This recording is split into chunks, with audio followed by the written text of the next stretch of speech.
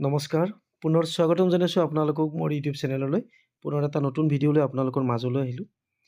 আৰু আজিৰ এই ভিডিঅ'টোত আপোনালোকে হয়তো বেছিভাগে গম পাইছে খুবেই এটা ভাল খবৰ 4500 যি নিযুক্তি দিবলৈ গৈ আছে LP আৰু UP লেভেলত এই কেণ্ডিডেটসকলৰ মানে ডকুমেণ্ট ভেৰিফিকেশ্যন আৰম্ভ হৈ গ'ল তাৰ ওপৰতে এইখন নটিচ দিছে ইয়াতে দিছে যে from the Office of the Director of Elementary Education কাহিলীপাৰাৰ পৰা দিছে এখন it is for information of all concerned that physical document verification of the candidates against the advertised number to দিছে dated 8 January 4500 কথা ইয়াতে উল্লেখ আছে 4500 of teachers of lower and upper primary schools under Director of Elementary Education Assam এতিয়া ইয়াতে will be conducted as follow দিছে গতিকে 28 তাৰিখৰ পৰা এইটো মাহৰ জানুৱাৰী মাহৰ তাৰপিছত ফেব্ৰুৱাৰী 6 তাৰিখলৈ হ'ব আৰু ভেন্যুটো দিছে গ্ৰাউণ্ড ফ্লোৰ হল ৰহিকা Assam agriculture university international guest হাউচত হ'ব খানাপাৰাতে হ'ব আৰু টাইমটো দিছে 10টাৰ পৰা ৰাতিপুৱা 1টা বজালৈকে আৰু 2টাৰ পৰা 5টালৈকে মানে মাজত 1 ঘণ্টা গেপছ থাকিব এইখিনিয়ে কিন্তু ইয়াতে তলৰ এটা ইম্পৰ্টেণ্ট বস্তু দিছে আপোনালোকে চাব দি list of candidates of first phase up to 31st January call for physical document verification is available in the official website টো আপোনালোকে জানে de.assam.gov.in তাতে 31 তাৰিখলৈকে যিসকল কেণ্ডিডেটৰ লিষ্ট ওলাইছে তেখেতসকলেহে মানে অফিচিয়েল ৱেবছাইটত গৈ চাব পাৰিব আৰু তাৰ পিছত হয়তো দুদিন পিছত আকৌ নেক্সট যেহেতু 6 তাৰিখলৈকে হ'ব গতিকে যিসকলৰ প্ৰথম লিষ্টত নাম নাহে তেখেতসকল মানে হতাশ হ'ব নালাগে দুদিন পিছতে আকৌ আপলোড হ'ব তেখেতসকলক হয়তো 31 তাৰিখৰ পিছত মানে শিডিউল মানে আছে তেখেতসকলৰ ডেটটো হয়তো কাৰোবাক 2 তাৰিখত 3 তাৰিখত মাতিব পাৰে গতিকে তেখেতসকলে চেক কৰি থাকিলে হ'ল প্ৰথম যিসকলৰ আছে 31 তাৰিখৰ আগত তেখেতসকলে এতিয়াই চাব পাৰিব কিন্তু তেখেতসকলে আগতে অৱগত নহয় গতিকে সকলোৱে চেক কৰিলে গম পাব কাৰ 31 তাৰিখলৈকে আছে তাৰপিছত ইয়াতে আৰু এটা ইম্পৰ্টেণ্ট দিছে the next list of candidates will be available in the website on 30 January 2026 মানে মই অকমান আগত ক'লো এইটো একদিন আগত মানে 31 তাৰিখৰ আগত 30 জানুৱাৰীৰ পৰা আকৌ নতুন কেণ্ডিডেটৰ লিষ্ট এভেইলেবল হ'ব মানে 6 তাৰিখলৈকে যিসকলৰ হ'ব বা 6 তাৰিখলৈকে নহ'লেও ধৰক 3 তাৰিখলৈকে দিলে আকৌ 2 তাৰিখে আকৌ নতুনকৈ এখন লিষ্ট দিব পাৰে 2 তাৰিখৰ পৰা আকৌ 3 তাৰিখৰ পৰা 6 তাৰিখলৈকে হোৱাখিনিৰ এতিয়া ইয়াতে NIOSৰ মানে নিউজৰ কেণ্ডিডেটছৰ কাৰণে এটা ইনফৰমেশ্যন ইয়াতে এটা দিছে যে ইম্পৰ্টেণ্ট পইণ্ট অফ ভেৰিফিকেশ্যন এইটো এটা খুব ইম্পৰ্টেণ্ট মই সেইকাৰণে একচুৱেলি নটিচখন মই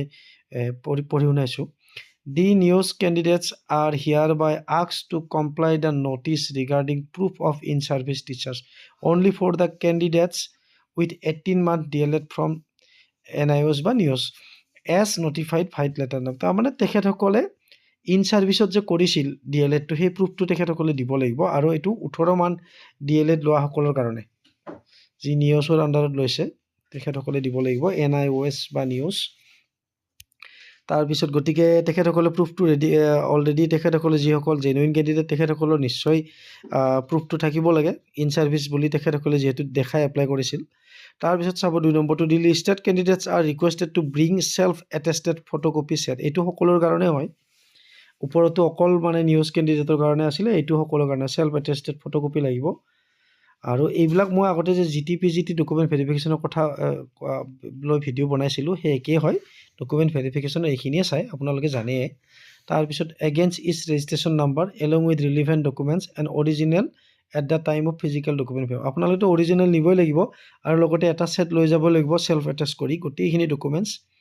আপোনালোকৰ DLEDৰ পৰা আদি কৰি ডিগ্ৰী যদি আছে তাৰপিছত হায়াৰ ছেকেণ্ডেৰী টেটৰ এইখিনি গোটেই লৈ যাব লাগিব আৰু 3 নম্বৰ পইণ্টটো চাব the listed candidates are requested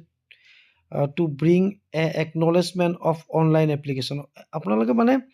online apply কৰোঁতে যিখন এপ্লিকেশ্যন কপি এটা ওলায় গোটেই ডিটেইলছখিনি থাকে একনলেজমেণ্টখন সেইখন লৈ যাব লাগিব আপোনালোকে আৰু সেল্ফ এটেষ্ট কৰি দিব তলত যদিও উল্লেখ নাই কৰাটো ভাল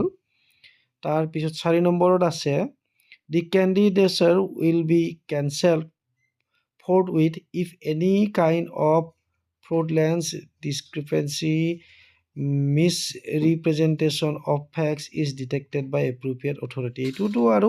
আপোনালোকে জানে মানে যদি কিবা আপোনালোকে নিদিবলগীয়া কথা এনেই সোমাই দিছিলে বা এনে ডাটা আপলোড দিছে এপ্লিকেশ্যনত আপোনালোকৰ ডকুমেণ্টছৰ লগত কোনো মেটচ হোৱা নাই তেতিয়াও আপোনালোকৰ যিটো কেণ্ডিডেটছৰ মানে প্ৰাৰ্থিত্বটো আপোনালোকৰ মানে ৰিজেক্ট হ'ব পাৰে আৰু লগতে যদি কিবা বয়সৰ বা হেৰি আছে বা নিয়ছৰ কথা ক'লে অলপ আগত ডিএলএডৰ ক্ষেত্ৰতো যদি আপোনালোকৰ কিবা বিসংগতি আছে হয়তো আপোনালোকৰ কেনচেল হ'ব পাৰে বুলি কৈছে এইটো আৰু এইটো সকলো ধৰণৰ মানে ফিজিকেল ডকুমেণ্ট ভেৰিফিকেশ্যন এই পইণ্টটো উল্লেখ থাকেই বাৰু এইটো বিশেষ ভয় খাবলগীয়া নাই জেনুইনসকলে মাত্ৰ আপোনালোকে ডকুমেণ্টছবিলাক কুটি নকৰিব লাগিলে দুই এখন ডকুমেণ্টছ এক্সট্ৰাকৈ আপোনালোকে লৈ যাব তেতিয়া গোটেই ফাইলটো দি লৈ যাব আপোনালোকে তাৰপিছত চাব 5 নম্বৰত the candidate who fails to attend and remain absent in physical document verification will outrightly be rejected এইটো কিন্তু খুব এটা ইম্পৰ্টেণ্ট কথা আপোনালোকে ইমান দিনৰ মূৰত ডকুমেণ্ট ভেৰিফিকেশ্যন হ'বলৈ গৈ আছে কোনো পথ্যে যাতে আপোনালোকে এবচেণ্ট নহয় আৰু বহুতে ভাবে যে একো নাই লিষ্টত নাম আহিছে ধৰক পিছত ৰিকুৱেষ্ট কৰি এদিন যাম আজি কিবা অসুবিধা হ'ল আৰু নাম অহাৰ পিছত কেনচেল কৰিব নোৱাৰে তেখেতসকলৰ মানুহ এনেকুৱা ধৰণৰ বহুত ব্যক্তি থাকে বিভিন্ন যুক্তি দিয়া মনত তেনেকুৱা ভাবে তেনেকুৱা নকৰিব আপোনালোকে গ্ৰেজুৱেট আৰু পোষ্ট গ্ৰেজুৱেট টিচাৰৰ ক্ষেত্ৰতেই মই নিজে ব্যক্তিগতভাৱে প্ৰমাণ পাইছোঁ মোৰ বন্ধু আছে মানে ৰিভেৰিফিকেশ্যনৰ নাম আহিছিলে নগ'ল কিন্তু বহুত পাৰ্চেণ্টেজ পাইছিলে কিন্তু তেখেতসকলৰ নাম নাহিলে মানে এইটো কি ৰিজেক্ট বুলি আহিছে ৰিজেক্টেড বুলি আহিছে নট কোৱালিফাইড বুলি আহিছে পাছ কৰাৰ পিছতো গতিকে সেইবিলাক ভুল নকৰিব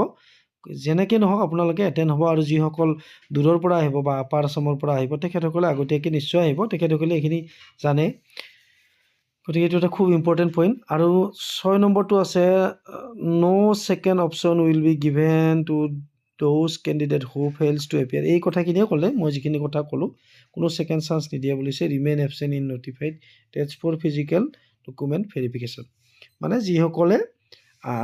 এটেণ্ড হ'ব নোৱাৰোঁ তেখেতসকলক আৰু দ্বিতীয় চান্সটো নিদিয়ে বুলি কৈছে গতিকে এইটো এটা আপোনালোকৰ কাৰণে খুবেই ইম্পৰ্টেণ্ট পইণ্ট গতিকে তেনেকুৱা আপোনালোকে মিছ নকৰিব আৰু যিসকলৰ দূৰৰ কেণ্ডিডেট আছে আপোনালোকে আগৰ দিনাখনে অহাটো ভাল এইখিনিয়ে জাষ্ট ক'বলগীয়া আছিলে আৰু আপোনালোকে মোতকৈ হয়তো বেছিকৈ এক্টিভ থাকে ছ'চিয়েল মিডিয়াত আপোনালোকে নিশ্চয় গম পাইছে তথাপি ভাবিলোঁ যিহেতু ভিডিঅ' বনাই আছোঁ এই ভাল খবৰটো আপোনালোকৰ সৈতে শ্বেয়াৰ নকৰিলে মোৰো ভাল নালাগিল হয় সেইকাৰণে ভিডিঅ'টো মই বনালোঁ আৰু যদি কিবা খুটি নাটি থাকি গৈছে ক'বলৈ আপোনালোকে মাৰ্জনা কৰিব আৰু লগতে আপোনালোকৰ যদি কিবা বহুমূলীয়া মতামত বা উপদেশ দিবলগীয়া থাকে নিশ্চয় কমেণ্ট ছেকশ্যনত আগবঢ়াব ভিডিঅ'টো শেষলৈকে চোৱাৰ বাবে পুনৰ এবাৰ আপোনালোকক ধন্যবাদ জনালোঁ